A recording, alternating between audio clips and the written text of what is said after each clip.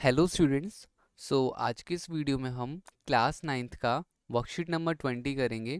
यह हमारी 23 अगस्त 2021 की वर्कशीट है और आज जो हमारा टॉपिक है वो है जीवन की मौलिक इकाई, कें, केंद्रक तथा गुणसूत्र। तो यहाँ पर आज हम अपनी इस चैप्टर की वर्कशीट को आगे करेंगे। तो देखिए लिखा हुआ है, जिज्ञासा ने प्याज की झिल्ली और कपोल की अस्थाई स्लाइड बनाई और उन्हें सूक्ष्मदर्शी में देखने पर कुछ ऐसा दिखाई दिया। तो देखो क्या दिखाई दिया, जब उसने ना प्याज के टुकड़े टुकड़े काट दिए, मतलब प्याज का जो छोटा सा पार्ट होता है ना, प्याज का एक स्लाइस काटा और उसको माइक्रोस्कोप से देखा। किससे देखा? सूक्ष्मदर्शी, जिसे माइक्रोस्कोप कहते हैं। तो उसने ये देखा, यार ये क्या चीज़ है, ये हर एक थोड़े से जगह पर एक डॉट है, ये डॉट है, ये डॉट है, ये सब क्या है, ये डॉट डॉट डॉट डॉट क्या है। तो देखो, ज्ञान इन चित्रों में ये गहरे बिंदु क्या है और इनका क्या कार्य है। तो इन्होंने इन्होंने जब ये देखा तो इन्होंने ज्ञान से पूछा। तो अब यहाँ पे ज्ञान बताता है कि दीदी इन्हें केंद्रक कहते हैं। ठीक है, इसे क्या कहते हैं? केंद्रक। इनके ऊपर केंद्रक झिल्ली की परत होती है और जिसमें छोटे छोटे छिद्र होते हैं। इन छिद्रों से कोशिका द्रव अंदर बाहर होता है। तो बच्चों, इन्हीं छिद्रों से, जो छोटे छोटे छिद्र दिख रहे हैं आपको, इन्हीं छिद्रों से क्या क्या चीज़ें अंदर और बाहर जाती है। तो इनसे जैसे कि आपका वो हाइड्रोजन हो गया, ऑक्सीजन हो गया, प्रोटीन हो गया। ठीक है, तो इन ये सारी चीज़ों का आदान प्रदान होता है।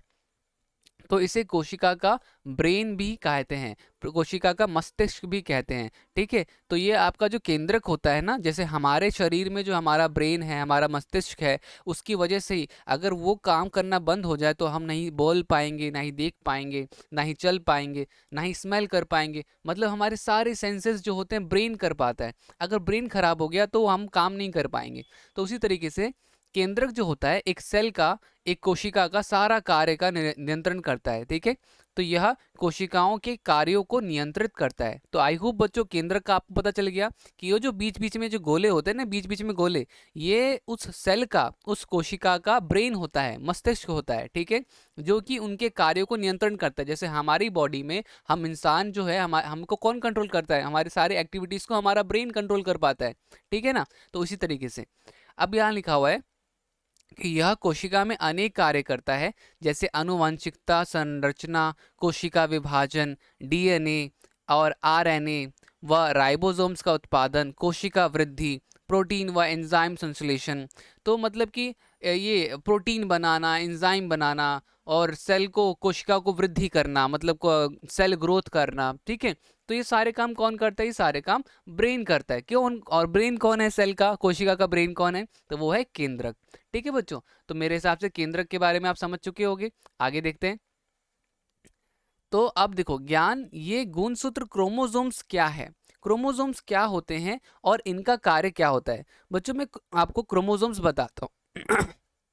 तो सेल के अंदर ना क्रोमोसोम्स होता है। सबसे पहली बात तो ये, सेल के अंदर जो कोशिका होती है, कोशिका के अंदर जो आपका केंद्रक होता है, केंद्रक के अंदर आपका क्या कहते हैं? क्रोमोसोम्स होता है। ठीक है, अब ये क्रोमोसोम्स क्या करता है, जैसे आपके माता पिता में से सपोज मैंने बोला कि जो आपके पेरेंट्स थे, ये दो चीज़ें मैंने एक पेरेंट्स बनाई, ये आपके फादर हो गए और ये मदर हो गई। गाइस प्लीज़, मैं सीरियसली बता रहा हूँ कुछ चीज़ें, तो ड्राइंग पे मत जाना।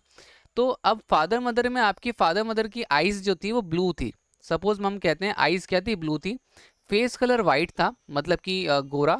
ठीक है, और हेयर कलर ब्राउन था।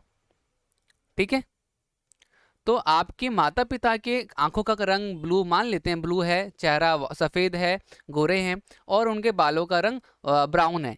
तो यहाँ पर जो बच्चा होगा ना, इनके बाद इनका जो चाइल्ड होगा, ठीक है, इनका जो चाइल्ड होगा वो क्या होगा?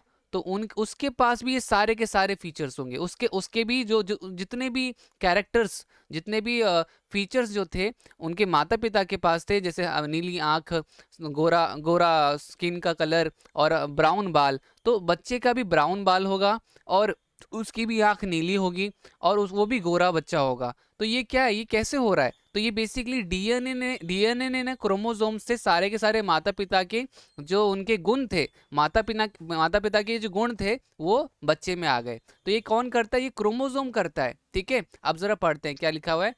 तो दीदी, केंद्रक में एक उलझे धागे जैसी संरचना क्रोमेटिन पदार्थ होती है जो डीएनए और प्रोटीन का बने होते हैं। ठीक है, कोशिका विभाजन की शुरुआत में यह क्रोमेटिन पथाई कई लंबे जोड़े में बदल जाता है और जिन्हें गुणसूत्र कहते हैं। देखो ये ऐसा होता है, ऐसा कुछ भी उलझा हुआ, ठीक है। और जब हम क्या कहते हैं ये क्रोमोसोम बनता है तो ये कुछ ऐसा बन जाता है, ऐसा, ठीक है, तब ये ऐसा बन जाता है। ठीक है, तो इसे ही गुणसूत्र कहते हैं। तो मैंने आपको बताया कि इनके अंदर क्या होता है, इनके अंदर माता पिता के गुण होते हैं, इसीलिए को गुणसूत्र बोलते हैं। ठीक है, आपने देखा होगा ना कि अगर डीएनए मैच होता है, अगर किसी बच्चे का खो जाता है और कोई पेरेंट्स आते हैं कि हाँ भाई ये हमारा बच्चा है, तो ये झूठ तो नहीं बोल रहे, इसलिए हम उसका डीएनए चेक करते हैं, उसके ब्लड का सैंपल लेते हैं और बच्चे का ब्लड का सैंपल लेते हैं। अगर डीएनए मैच हो रहा होता है तो हम समझ जाते हैं कि ये बच्चा उसी का है। तो इस तरीके से हम पता भी कर पाते हैं। तो लिखा है प्रोकैरियोटिक कोशिका में केंद्रक अस्पष्ट होता है, जिसे केंद्रिकाय कहते हैं। इसमें केवल क्रोमेटिन पदार्थ होता है।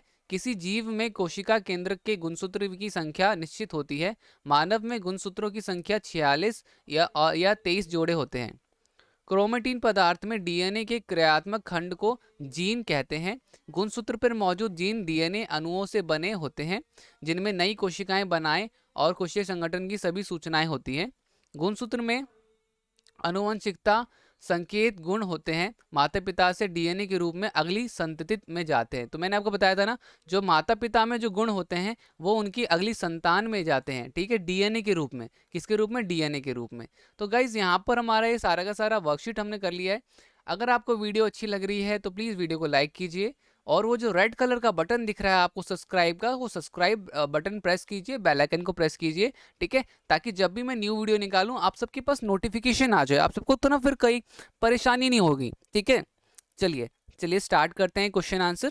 सो हमारा पहला क्वेश्चन जो है आपके स्क्रीन पे ये रहा, दिख रहा होगा आप सबको।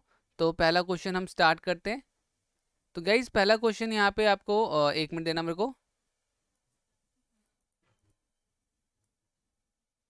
यस, तो गाइज देखो हमारा पहला क्वेश्चन है प्रोकैरियोटिक और यूकैरियोटिक केंद्रक के बीच अंतर क्या है।